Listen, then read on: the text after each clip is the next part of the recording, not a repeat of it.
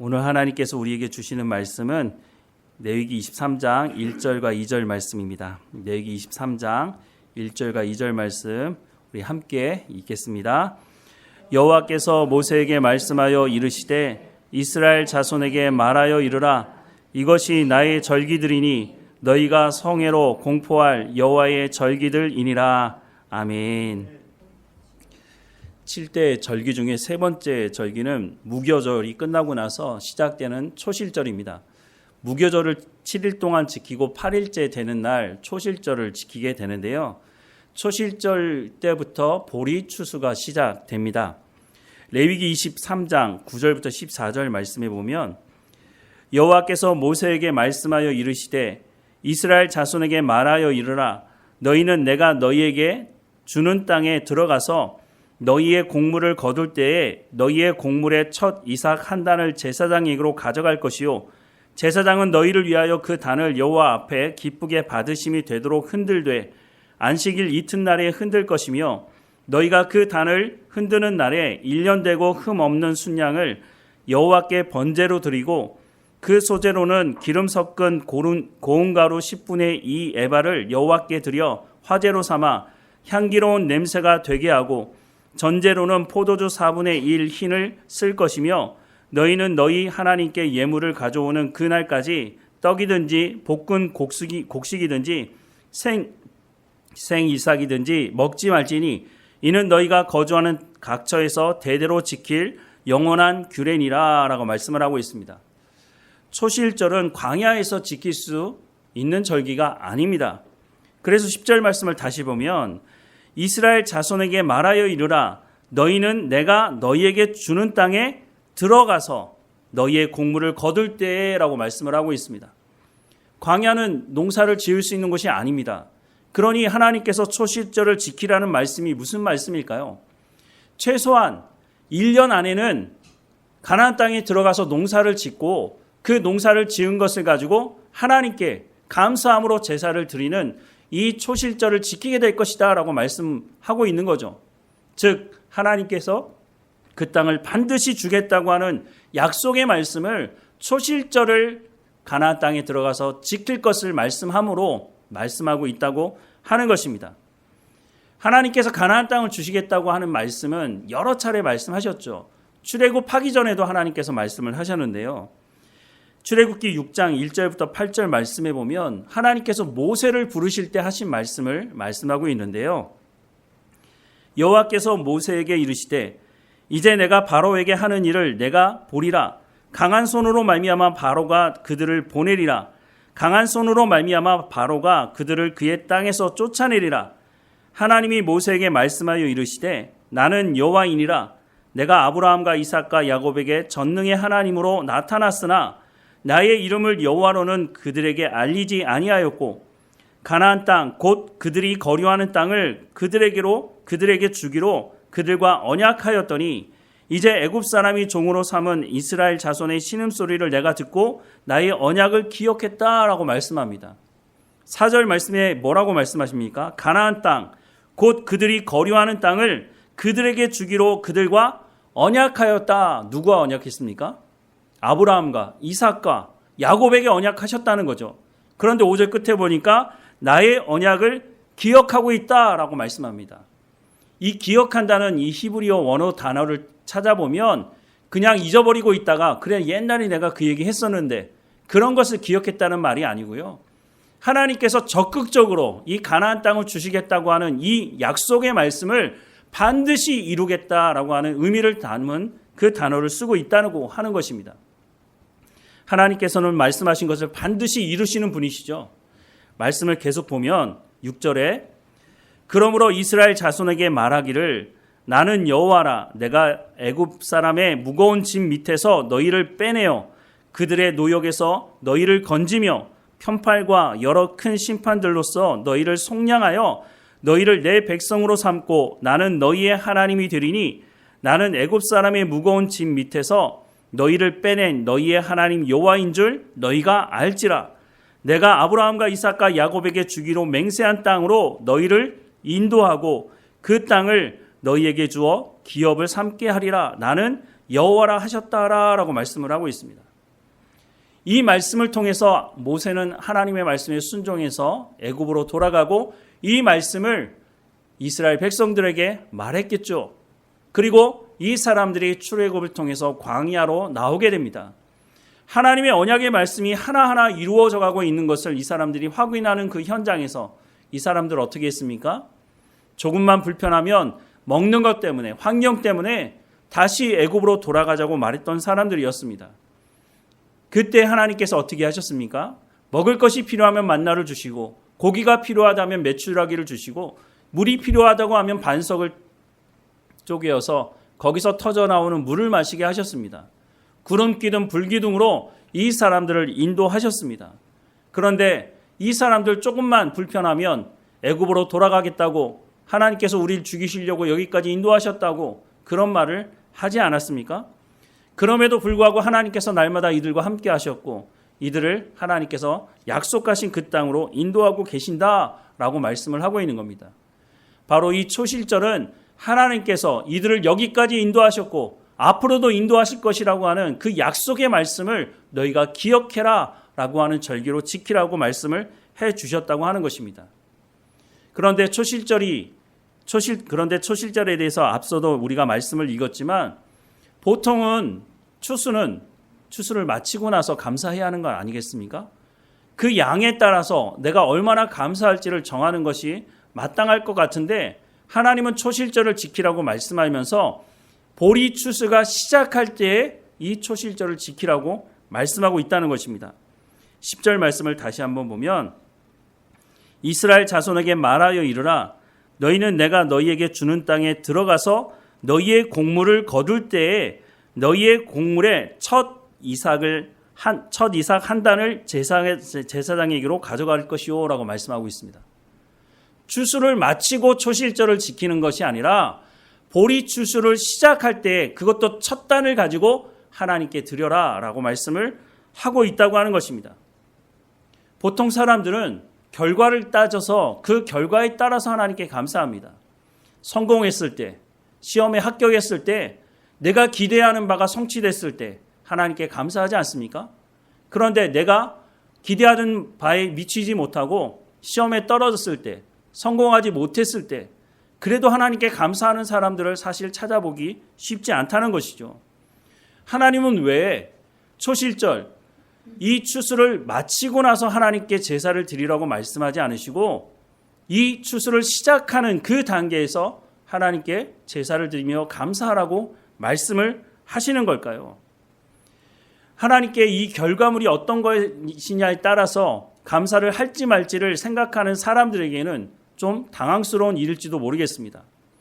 하지만 하나님께서 이것을 통해서 말씀하기 원하는 것은 이스라엘 백성들을 여기까지 인도하신 하나님이 누구이신지를 기억하라는 것입니다. 앞으로 추수가 이루어질 텐데 그 양이 많든지 적든지 관계없이 하나님께서 너희와 함께 하신다고 하는 것을 기억하고 하나님의 주권을 인정할 수 있느냐라고 묻고 있다고 하는 것입니다. 내가 원하는 결과가 나와야만 하나님께 감사한다고 하는 것이 아니라 내가 원하지 않는 결과가 나온다 할지라도 하나님께서 날마다 우리와 함께 하시고 우리를 인도하시니까 매일 아침마다 만나를 내려주시고 물을 주시고 고기를 주시며 불기둥과 구름기둥으로 인도하신다고 하는 그 하나님과 동행하고 있다고 하는 그 자체만으로도 감사할 수 있어야 하지 않겠느냐라고 묻고 있는 것이죠. 그 물음에 대해서 우리는 어떤 답을 하고 있는 걸까요? 사무엘상 8장에 보면 이스라엘 백성들이 왕을 요구합니다. 그런데 이 왕을 요구하는 이 사람들 어떤 사람들입니까?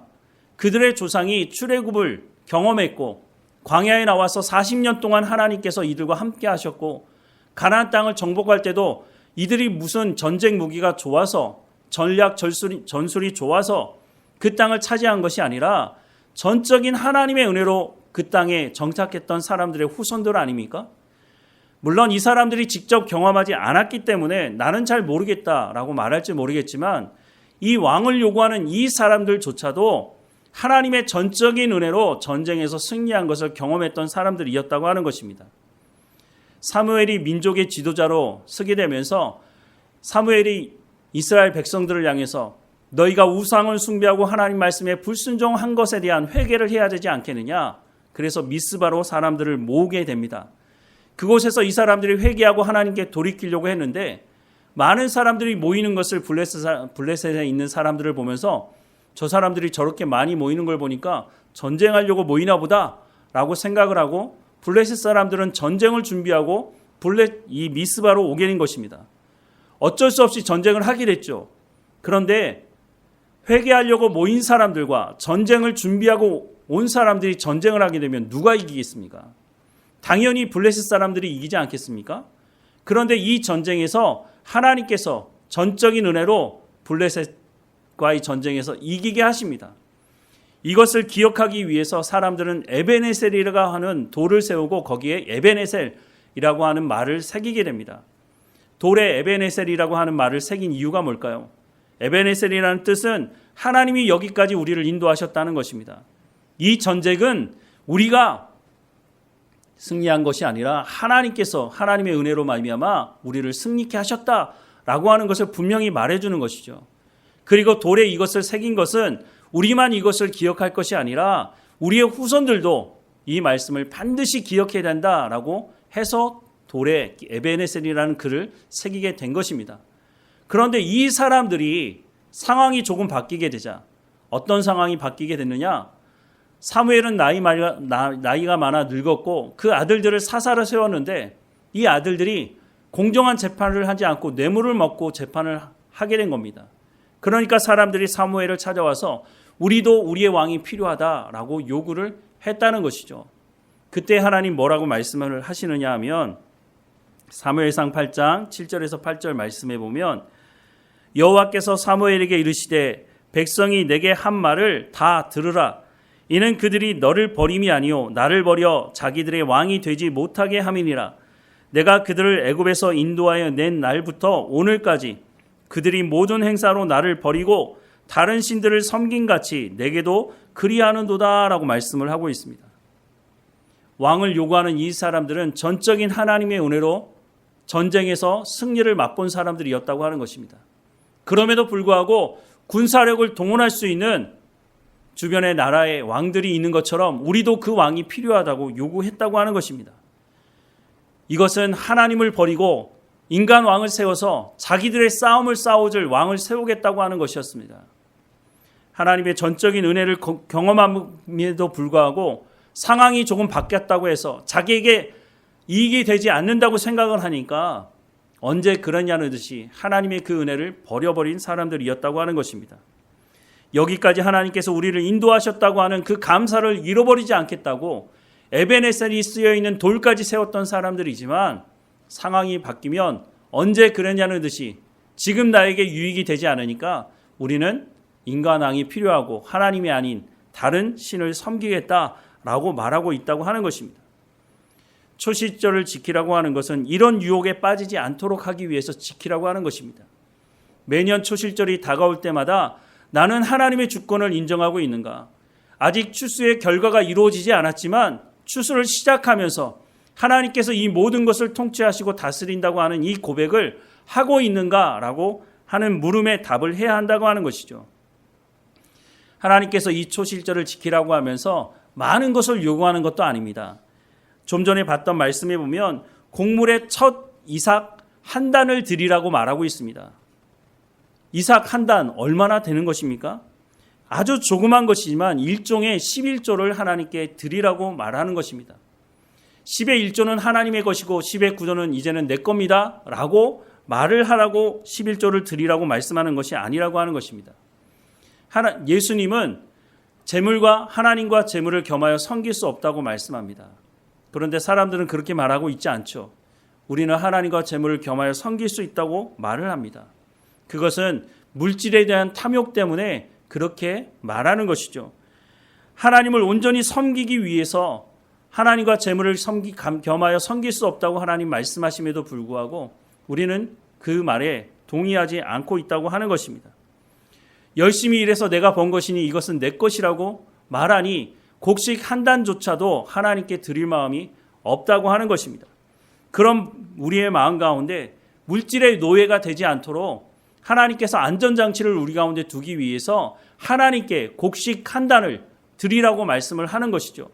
곡식 한 단을 드리라고 말하는 것은 나머지 모든 것들도 하나님께서 우리 가운데 주신 것이다 라고 하는 것을 고백을 할 수 있을 때에 그 한 단도 드릴 수 있게 된다고 하는 것입니다. 이스라엘 백성들의 가나안 땅에 들어가기 전부터 하나님께서 이 부분에 대해서 경고하고 계십니다. 신명기 8장 12절부터 20절 말씀에 보면 내가 먹어서 배부르고 아름다운 집을 짓고 거주하게 되며 또 내 소와 양이 번성하며 내 은금이 증식되며 내 소유가 다 풍성하게 될 때에 내 마음이 교만하여 내 하나님 여호와를 잊어버릴까 염려하노라. 여호와는 너를 애굽 땅 종되었던 집에서 이끌어내시고 너를 인도하여 그 광대하고 위험한 광야 곧 불뱀과 정갈이 있고 물이 없는 간조한 땅을 지나게 하셨으며 또 너를 위하여 단단한 반석에서 물을 내셨으며 내 조상들도 알지 못하던 만나를 광야에서 내게 먹이셨나니 이는 다 너를 낮추시며 너를 시험하사 마침내 내게 복을 주려 하심이었느니라. 그러나 내가 마음에 이르기를 내 능력과 내 손의 힘으로 내가 이 재물을 얻었다 말할 것이라. 내 하나님 여호와를 기억하라. 그가 내게 재물 얻을 능력을 주셨음이라 라고 말씀하고 있습니다. 하나님은 가나안 땅에 들어가는 이스라엘 백성들에게 풍요를 약속하고 있습니다. 그런데 그 풍요 때문에 너희가 하나님을 잊어버리고 이 모든 것은 내 힘과 내 능력으로 얻은 것이야 라고 말하게 될 가능성이 있다고 경고하고 있는 것이죠. 그런데 하나님 뭐라고 말씀합니까? 18절 말씀을 다시 보면 내 하나님 여호와를 기억하라. 그가 내게 재물 얻을 능력을 주셨다라고 말씀을 하고 있습니다. 하나님의 주권을 인정하지 않게 되면 이것은 내 힘과 내 능력으로 내가 운이 좋아서 내가 열심히 해서 다 얻은 것이니 이것은 다 내 거야 라고 하는 그 탐욕 가운데 빠지게 될 수 있다고 하는 것입니다. 이런 경고에도 불구하고 이스라엘 백성들은 가나안 땅에 들어가서 그 얻은 것들을 가지고 하나님이 아닌 다른 왕을 세워달라고 말하고 우상을 섬기는 삶을 살았다는 것입니다. 계속 말씀을 보면 이같이 하심은 내 조상들에게 맹세하신 언약을 오늘과 같이 이루려 하심이라. 하나님은 언약을 지키시겠다고 말씀하고 있습니다. 내가 만일 내 하나님 여호와를 잊어버리고 다른 신들을 따라 그들을 섬기며 그들에게 전하면 내가 너희에게 증거하노니 너희가 반드시 멸망할 것이라. 여호와께서 너희 앞에서 멸망시키신 민족들 같이 너희도 멸망하리니 이는 너희가 너희 하나님 여호와의 소리를 청종하지 아니함이니라 라고 말씀을 하고 있습니다. 하나님은 이렇게 타락한 민족을 그냥 버리지 않겠다고 말씀하시는 겁니다. 이 안에 하나님의 마음이 담겨 있는 것은 내가 너희를 포기할 마음이 없다. 그러니 너희가 하나님의 주권을 인정하고 하나님이 주셨다고 하는 이 마음을 잊어버리지 말라라고 거듭 하나님께서 말씀을 하시고 있는 것이죠. 추수가 끝나기 전에 추수를 시작하면서 어떤 결과가 나오든지 간에 그것과 상관없이 하나님이 너희와 함께 하시니까 하나님과 동행하는 삶을 살아가는 것에 대한 감사를 잃어버리지 말라고 말씀을 하고 있는 것입니다. 하나님은 이스라엘 백성들에게 이것뿐만 아니라 이런 약속도 하십니다. 신명기 11장 14절 말씀해 보면 여호와께서 너희 땅에 이른 비 늦은 비를 적당한 때에 내리시리니 너희가 곡식과 포도주와 기름을 얻을 것이다 라고 말씀을 하고 있습니다. 농사하는 사람들에게 있어서 가장 중요한 것은 비옥한 땅도 중요하지만 땅이 아무리 비옥해도 비가 내리지 않으면 씨를 심어서 풍성한 추수를 할 수가 없죠. 그런데 하나님께서 이른 비와 늦은 비를 주신다고 말씀하시면서 너희가 곡식과 포도주와 기름을 얻을 것이다 라고 말씀합니다. 이른 비와 늦은 비가 뭘까요? 우리와는 조금 차원이 좀 다르긴 하지만 이른 비는 10월부터 11월경에 내리는 가을비를 의미합니다. 여름을 지나면서 땅이 건조해지지 않겠습니까? 그 건조한 땅에 씨를 심어봐야 뿌리를 내리며 열매를 맺겠습니까? 그래서 씨를 뿌리고 열매를 맺을 수 있도록 하나님께서 가을에 가을비를 내려주신다고 말씀합니다. 이 비가 내려야 씨를 심을 수가 있는 것이죠. 그리고 늦은 비는 3월부터 4월에 내리는 봄비를 의미합니다. 겨울을 지나고 이제 알곡이 맺어가야 되는 그때에 알곡이 든든하게 잘 맺어갈 수 있도록 이 비가 필요하다는 것이죠. 그런데 하나님께서 이 비를 내려주시겠다라고 말씀을 하고 있습니다. 하나님은 약속하신 것을 반드시 이루시는 분이시죠. 이렇게 말씀하시는 이유가 뭘까요? 농사하는 사람에게 있어서 비가 내려지는 것, 땅이 옥토가 되는 것 너무너무 중요합니다. 그런데 가나안에 살고 있는 사람들은 하늘에서 비를 내리는 신은 바알 신이라고 생각을 했고 땅이 옥토가 되게 하는 것은 아세라 신이라고 생각을 했습니다. 그래서 바알과 아세라를 섬긴 거죠. 그런데 하나님께서 가나안 땅에 들어가는 이스라엘 백성들을 향해서 하늘에서 비를 내리는 것은 바알이 아니고 땅을 옥토로 만드는 것은 아세라 신이 아니라 하나님이시다라고 하는 것을 말씀해주고 있는 것입니다. 너희가 하나님 말씀에 온전히 듣고 순종할 때에 하나님께서 너희에게 이와 같은 풍요를 맛보게 하실 것이다 라고 말씀을 하는 거죠. 그래서 신명기 28장 1절부터 6절 말씀해 보면 내가 내 하나님 여호와의 말씀을 삼가 듣고 내가 오늘 내게 명하는 그의 모든 명령을 지켜 행하면 내 하나님 여호와께서 내게 너를 세계 모든 민족 위에 뛰어나게 하실 것이라. 내가 내 하나님 여호와의 말씀을 청종하면 이 모든 복이 내게 임하며 내게 이르기를 성읍에서도 복을 받고 들에서도 복을 받을 것이며 내 몸의 자녀와 내 토지의 소산과 내 짐승의 새끼와 소와 양의 새끼가 복을 받을 것이며 내 광주리와 떡 반죽 그릇이 복을 받을 것이며 내가 들어와도 복을 받고 나가도 복을 받을 것이니라 라고 말씀합니다.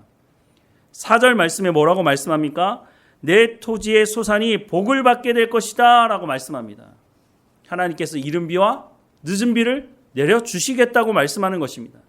그런데 하나님께서 딱 한 가지를 요구하시죠. 그것이 1절 말씀입니다. 우리 함께 같이 한번 읽어보겠습니다. 내가 내 하나님 여호와의 말씀을 삼가 듣고 내가 오늘 내게 명령하는 그의 모든 명령을 지켜 행하면 내 하나님 여호와께서 너를 세계 모든 민족 위에 뛰어나게 하실 것이다. 하나님의 약속의 말씀입니다.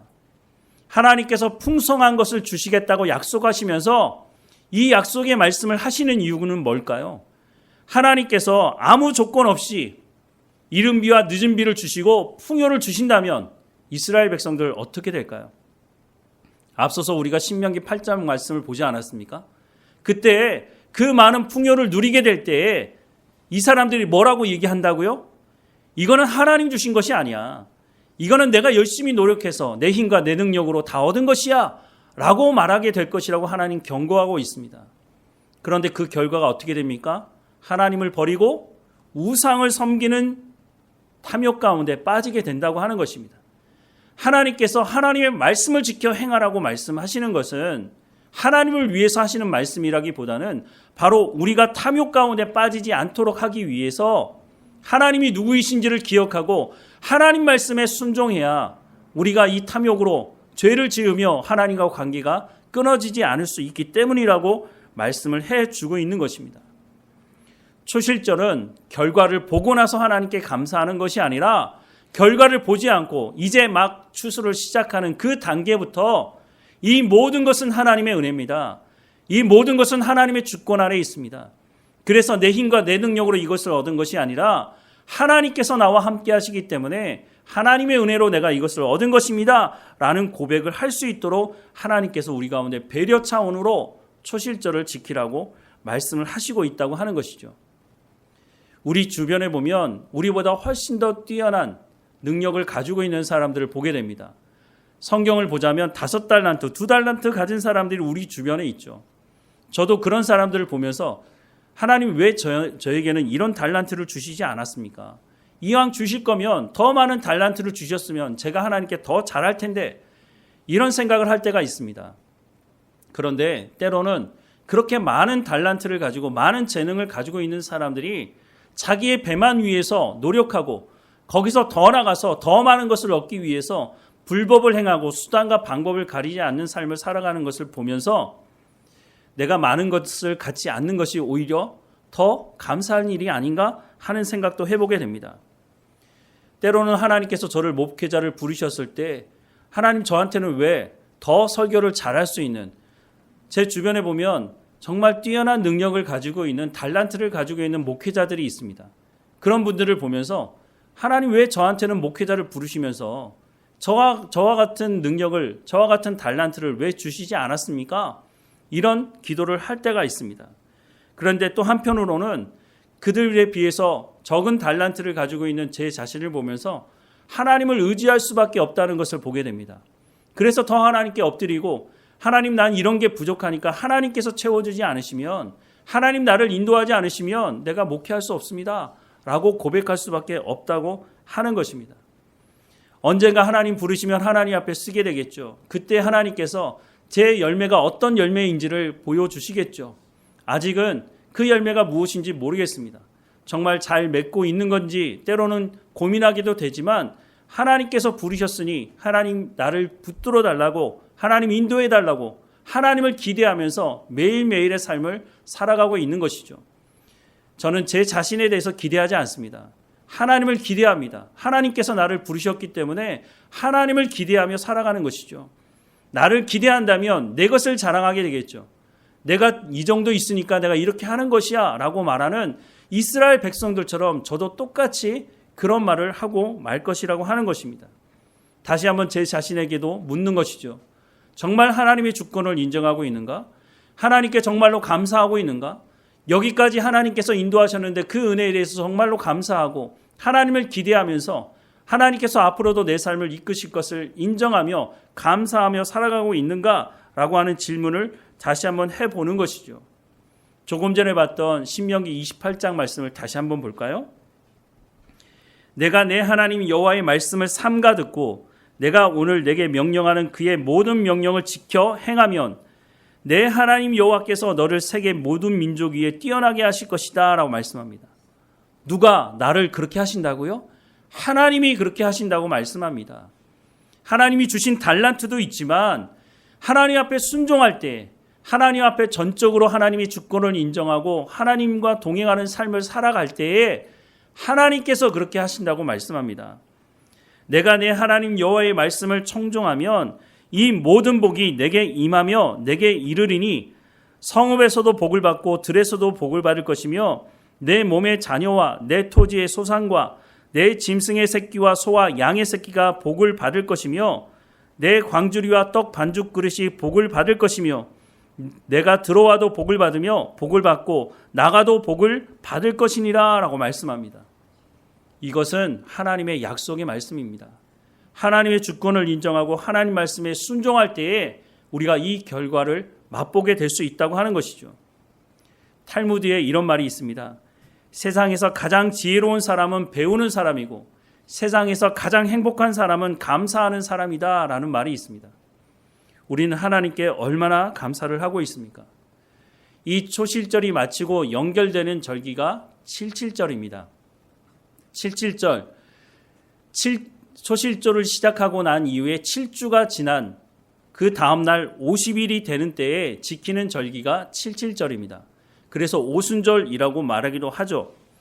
이 칠칠절은 밀추수를 시작하는 절기입니다.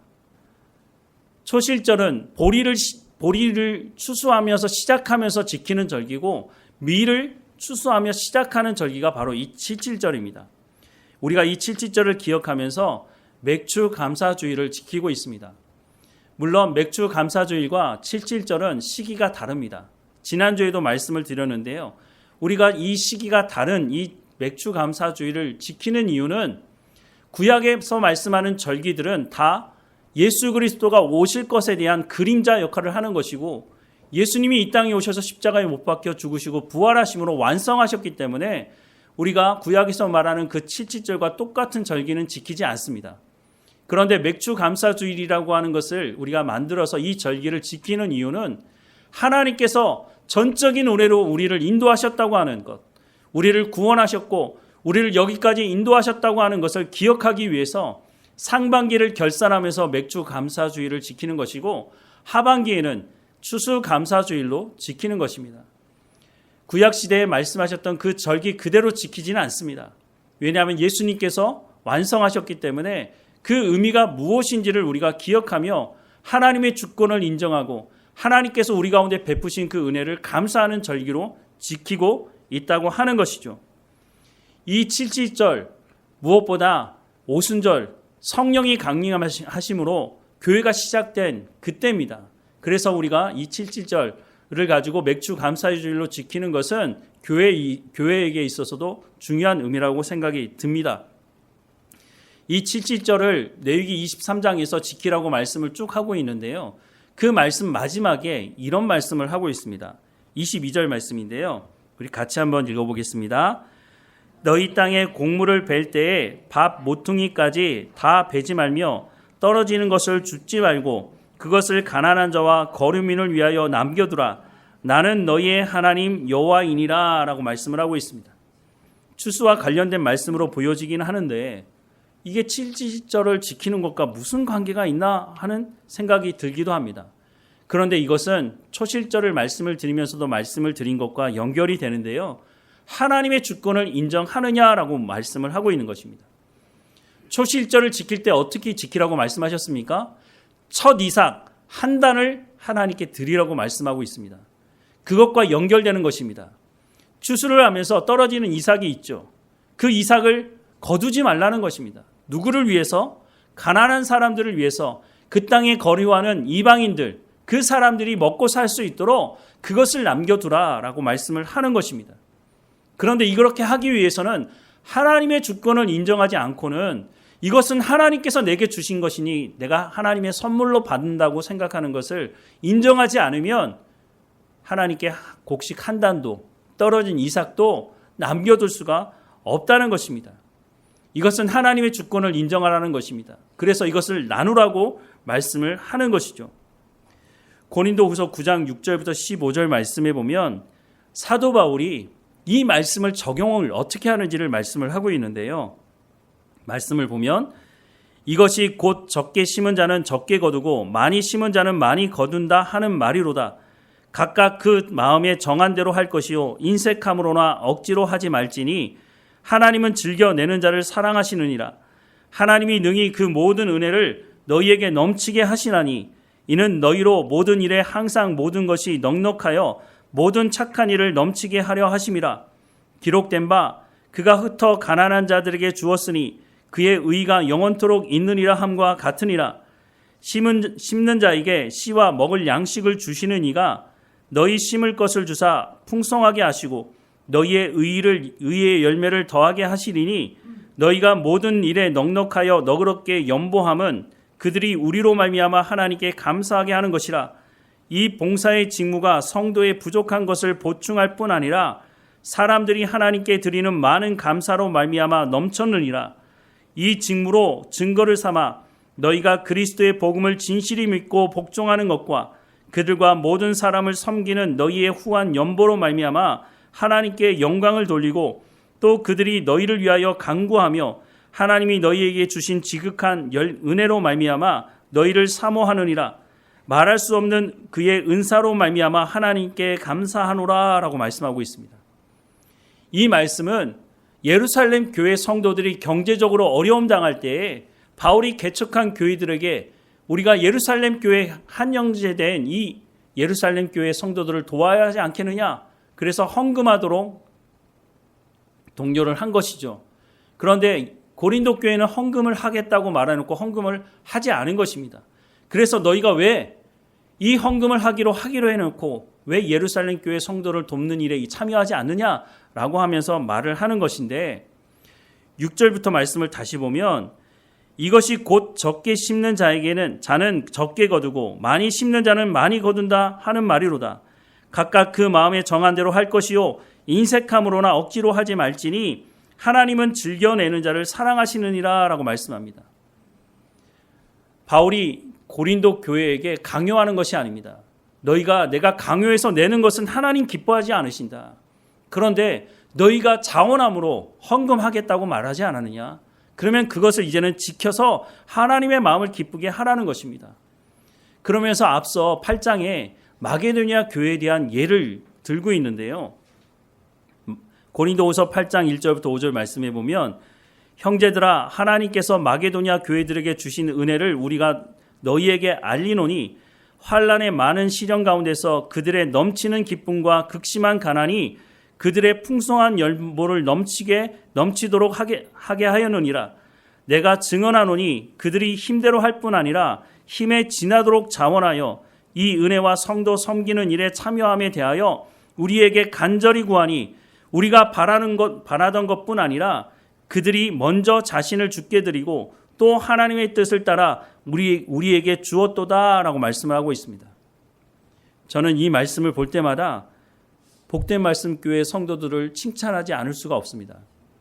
우리가 개척한 지 얼마 되지 않았는데도 불구하고 재정적으로 자립하지도 못하는 상태지만 마치 마게도니아 교회 성도들처럼 우리가 먼저 선교 현장에 재정적으로 도웁시다라고 말하지 않았습니까?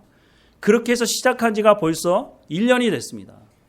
지난 1년 동안 여러분들이 헌신해서 우리가 한 달도 빠지지 않고 세 곳의 선교지에 우리가 후원할 수 있었다고 하는 것입니다. 마게도니아 교회 성도들이 부자였기 때문에 이 일을 한 것이 아닙니다. 그들이 극심한 가난 가운데 있지만 기쁜 마음으로 예루살렘 교회 성도들이 너무 어렵다고 하니 우리가 함께 하나님의 나라에서 보게 될 텐데 우리가 그들을 도와야지 않겠느냐라고 해서 한 것처럼 여러분들도 그렇게 하는 마음으로 1년을 그렇게 지속해 온 것 아닙니까? 앞으로도 하나님께서 은혜를 주셔서 이 일을 지속할 수 있도록 하나님께 기도할 필요도 있지만 하나님께서 우리의 마음을 정말로 기뻐하시지 않을까 하는 생각을 안 할 수가 없는 것이죠. 그런데 이것은 하나님의 주권을 인정하지 않으면 불가능하다는 것이죠. 하나님께서 내게 주신 것이라고 하는 이 고백 없이는 이것이 불가능하다고 하는 것입니다. 돈이 많다고 부자이기 때문에 그것을 할 수 있는 것은 아니라고 하는 것입니다. 한 달란트 받은 사람은 그것을 가지고 땅에 묻어뒀다고 말합니다. 아무것도 하지 않아도 하나님께서 하실 거니까 그런 생각을 가지고 살아가라고 말씀하는 것이 아니라고 하는 것입니다.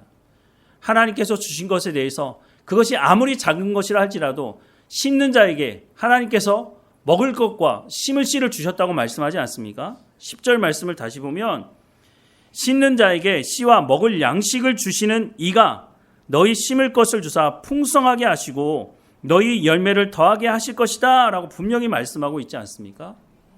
분명히 하나님께서 하실 것이라고 말씀합니다. 그런데 하나님께서 왜 우리에게 그것을 하라고 말씀하실까요? 하나님, 나는 너무 부족한데요.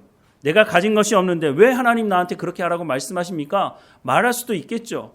그런데 아무리 작은 것을 가진다 할지라도 아무리 작은 달란트를 받았다고 할지라도 하나님은 그 사람에게 먹을 것과 심을 것을 따로 주셨다고 분명히 말씀하고 있습니다. 그것을 심을 때에 우리가 추수 때에 풍성한 열매를 거둘 수 있다고 말씀하는 것이죠. 내가 5달란트를 받았든지 2달란트를 받았든지 그것이 중요한 것이 아닙니다. 하나님께서 얼마를 주셨든지 간에 그것을 가지고 내가 청지기 정신을 가지고 하나님께서 내 가운데 맡겨주신 것에 대해서 충성을 다하며 최선을 다하며 하나님의 말씀에 순종할 때에 하나님께서 일하시겠다는 것입니다. 하나님만 홀로 일하시겠다고 말씀하지 않으시고 하나님께서 나를 그 풍성한 열매를 맺는 자리 가운데로 불러주셨다는 것입니다. 그것만 해도 감사하지 않습니까?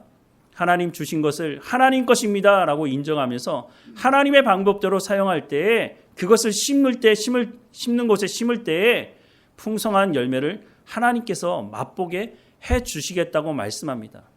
나는 하나님께서 맡겨주신 그 말씀에 부지런히 내가 해야 될 일을 하면 하나님께서는 하나님의 일을 하시겠다고 말씀하고 있는 것이죠.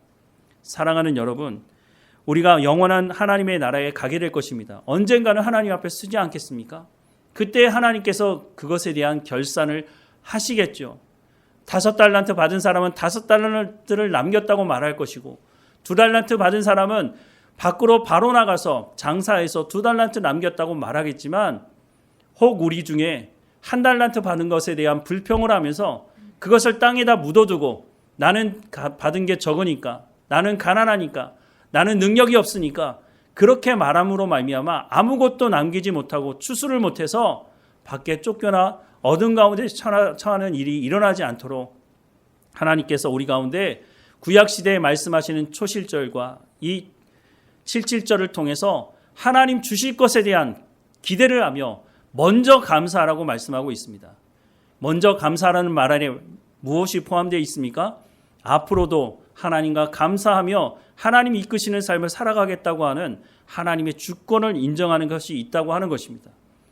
우리가 맥주 감사주의를 지키면서 지난 6개월을 돌아보면서 하나님께서 때로는 고난 중에서도 하나님 나를 여기까지 인도하셨다고 고백하는 분도 있겠죠.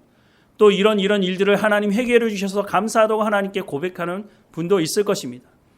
결과에 따라 감사를 할 것인지 말 것인지가 아니라 지금 하나님께서 나와 함께 하시고 앞으로의 6개월을 하나님께서 인도하실 것이라고 하는 그 기대하는 마음을 가지고 하나님께 감사하는 삶이 되어야 할 것입니다. 그럴 때 우리가 이 맥주 감사주의를 의미 있게 보낼 수 있게 되는 것이죠. 하나님은 우리를 도우시고 인도하시고 하나님께서는 우리 가운데 복 주시기 원하신다고 작정하고 계신다고 하시는 것입니다. 우리가 그 복을 받을 때에 그 복을 복답게 누릴 수 있도록 하기 위해서 하나님은 먼저 하나님의 말씀을 듣고 순종하는 하나님이 어떤 분이신지를 아는 삶을 살라고 말씀하고 있는 것입니다. 이 말씀을 통해서 우리가 하나님의 영광을 드러내며 하나님께 감사하는 우리의 삶이 되기를 주님의 이름으로 축원합니다. 우리 다 함께 결단의 찬송 이후에 결단의 기도를 드리겠습니다.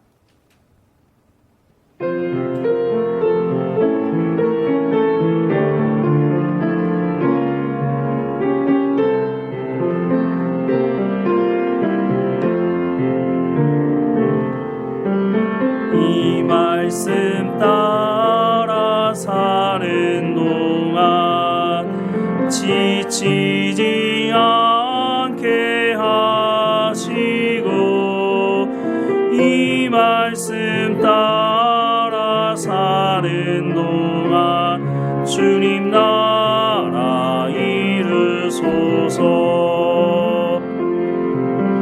이 말씀 따라 사는 동안 지치지 않게 하시고 이 말씀 따라 사는 동안 주님 나라 이루소서. 오늘 들었던 말씀을 가지고 하나님께 은혜를 구하며 기도하십시다. 하나님께서 여기까지 인도하신 것에 대한 감사와 또 앞으로 우리의 삶을 인도하실 것에 대한 감사를 가지고 하나님의 주권을 인정하며 살아가는 우리의 삶이 될 수 있도록 우리가 탐욕 가운데 빠진 삶이 되지 않도록 늘 하나님과 동행하는 삶을 살아갈 수 있도록 인도해 달라고 우리 다 함께 은혜를 구하며 기도하십시다.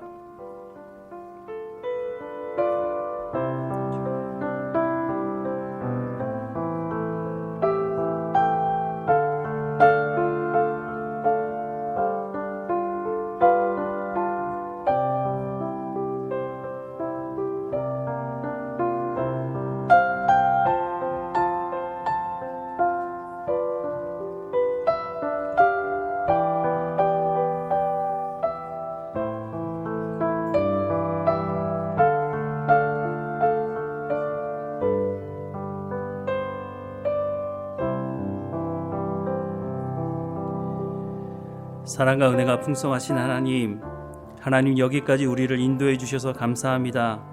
때로는 고난 중에 있을 때에 하나님 아픔 가운데 있을 때에도 하나님 우리와 함께 하시는 것을 우리가 기억하지 못했을 때가 있습니다. 하지만 사망의 음침한 골짜기를 다닐 때에도 하나님 우리를 버리신 적이 없고 하나님의 그 지팡이와 막대기를 우리를 보호하시고 인도하신 것을 다시 한번 기억하게 됩니다.